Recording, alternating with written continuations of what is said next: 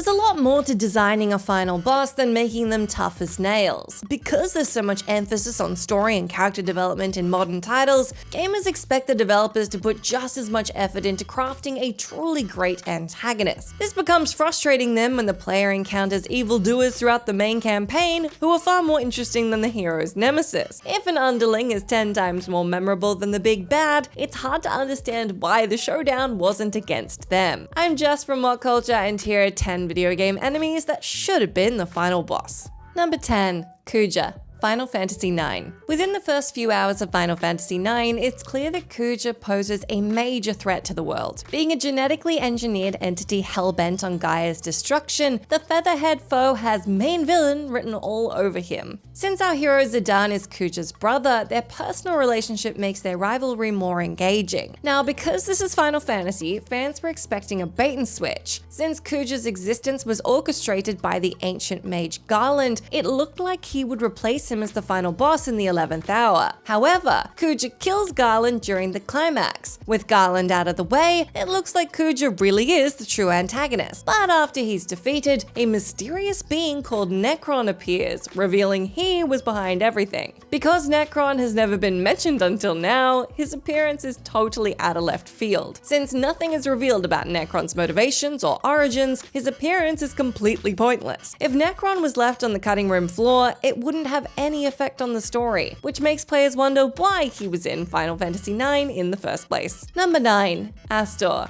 Hyrule Warriors Age of Calamity. The great king of evil, Ganon, is the overarching villain in The Legend of Zelda. Always has been, always will be. And yet, it's refreshing when the Nintendo series introduces a new antagonist. Majora was a genuinely unsettling adversary. Girahim might be the most popular villain in the franchise, save for Ganon, and Dark Link rarely appears but still managed to become an icon. So when Hyrule Warriors Age of Calamity introduced a dark wizard called Astor, it looked like Link had a new rival. Although Astor is Ganon's pawn, he displays tremendous power, proving he can hold his own against Hyrule's forces. Astor can create energy clones in an instant, allowing the Prophet of Doom to summon soldiers of any shape, size, or appearance. Even though Link and his friends battle all sorts of monsters throughout their adventure, every run-in with the malevolent magician reminds the hero of time he's not to be trifled with. Sadly, Astor was replaced in the game's closing moments with, you guessed it, Ganon. Considering Ganon was the final boss of the previous Legend of Zelda installment, Breath of the Wild, it would have been nice if Age of Calamity got the chance to mix up the formula a little.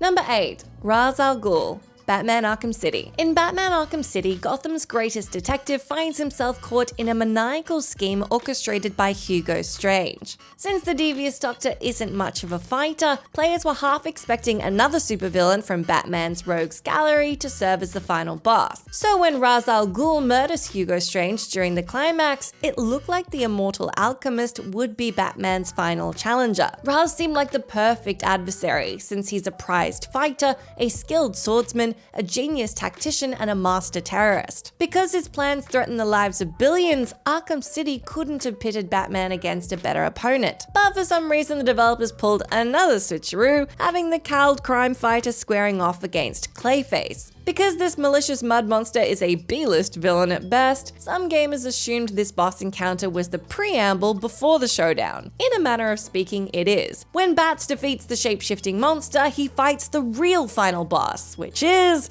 Clayface again. Even though Clayface is very dangerous, he's nothing more than a grunt. Clayface can take many shapes, but he doesn't fit the mold of a final boss.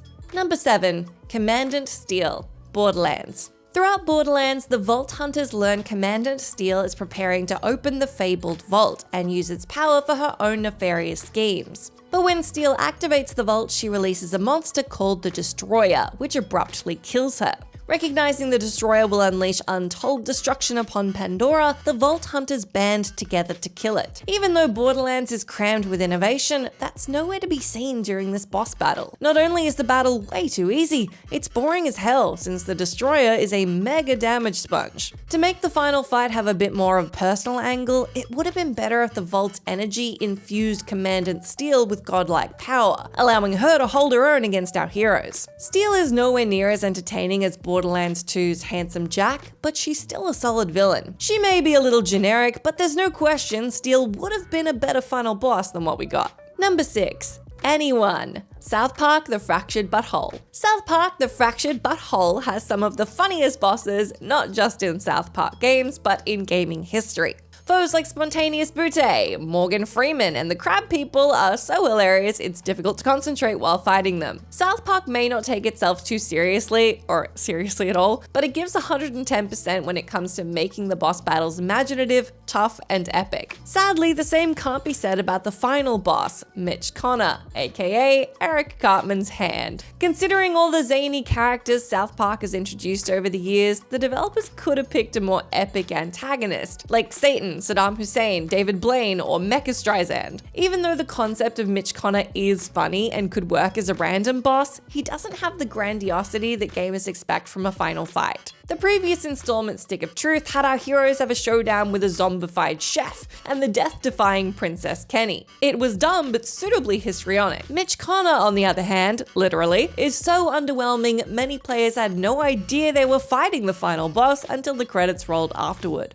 Number 5. Various. Tekken Tag Tournament. Because Tekken Tag Tournament is basically fanfiction, Namco's 2-on-2 beat-em-up wasn't bogged down by continuity, meaning any character living or dead could show up. As such, there are plenty of imposing figures who could have served as the final boss in this PS2 launch title. Although Ogre died in Tekken 3, there's no reason why he couldn't be the overarching villain here. Alternatively, the story mode could have concluded with a battle against the father and son duo Kazuya and Jin, or an amped up Heihachi. Instead, the final boss was a new combatant called Unknown. Unknown takes the form of a naked woman shrouded in shadowy goo, with a ghostly wolf hovering around her. Even though Unknown has a unique design, nothing is revealed about this dark figure, making her pretty forgettable. Although Tekken is renowned for its memorable villains, Unknown isn't one of them. To be fair, Unknown could have been a serviceable boss if her identity was revealed. In Tekken Tag Tournament 2, it's revealed Unknown is Jin's mother, Jun Kazuma. Although it's an interesting revelation, it's too little too late, since fans had to wait 12 years before Unknown was known. Number 4. Salazar. Resident Evil 4. It seems blasphemous to criticize the universally beloved Resident Evil 4, especially after how well the remake turned out, but make no mistake, the primary villain, Osman Sadler, kind of sucks. What makes the Los Illuminados leader more disappointing is how entertaining his subordinates are. Vitores Mendez scares the crap out of the player every time he appears. Somehow he's more terrifying in his boss form. Jack Krauser has history with our hero, making their fight have more emotional weight. Ramon Salazar might be the most charismatic villain in the whole franchise. Not only are all these guys fascinating, their boss battles are absolutely fantastic. And then there's Sadler, who's just some boring evil guy. Also, the boss battle with this cult leader is surprisingly anticlimactic. Turning into a spider?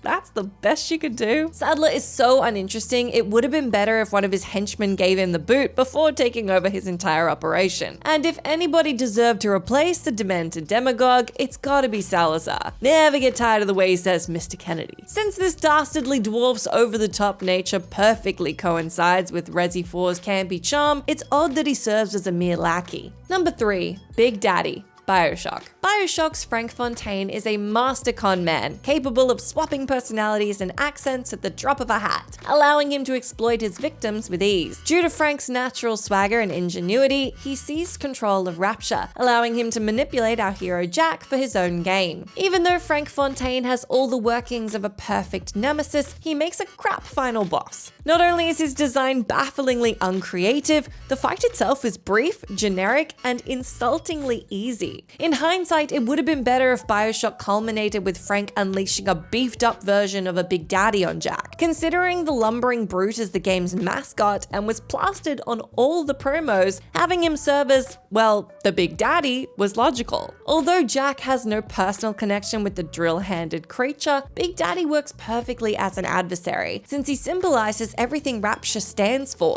a mechanical grotesquerie shaped by humanity's greed. But instead of having an epic showdown with one of gaming's most beloved villains, BioShock concludes with Jack fighting a Lawnmower Man ripoff. Yay! Number 2. Haytham Kenway. Assassin's Creed 3. Assassin's Creed 3 opens with the player taking control of Haytham Kenway. Although players initially assume Haytham is the main character and an assassin, he's later revealed as the Grand Master of the Templars, the assassin's sworn enemies. The story then skips ahead, showcasing the game's true protagonist Connor, who happens to be Haytham's bastard son. After his mother is killed by Haytham's second-in-command, Charles Lee, Connor vows to destroy the Templar. Since Lee murdered Connor's mother in cold blood, it's understandable why he's the last villain that Connor faces. But there's no question Haytham is a superior foe by a large margin. The main campaign spends hours fleshing out his character, allowing the player to understand where he's coming from. Being the hero's father, the riveting interactions between the pair are among the game's highlights. Adrian Hoff's performance as Haytham is so compelling it's hard not to be swayed by his words. Even though Connor has more motivation to hate Lee, he's simply not that compelling. The fact that their final battle is a glorified chase sequence further highlights Lee was the wrong guy to serve as the antagonist.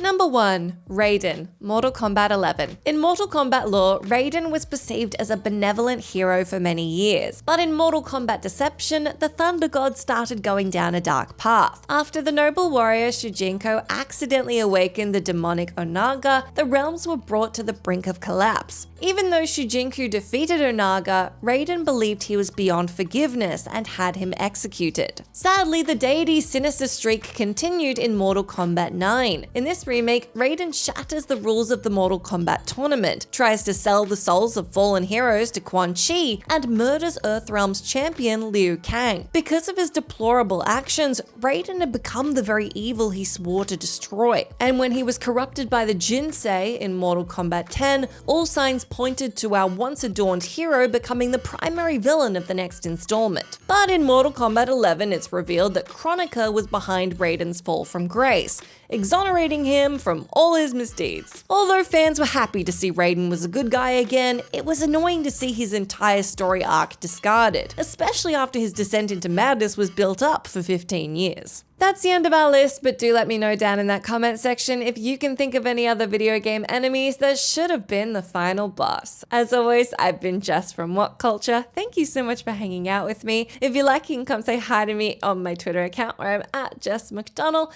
but make sure you stay tuned to us here for plenty more gaming goodness. Thank you.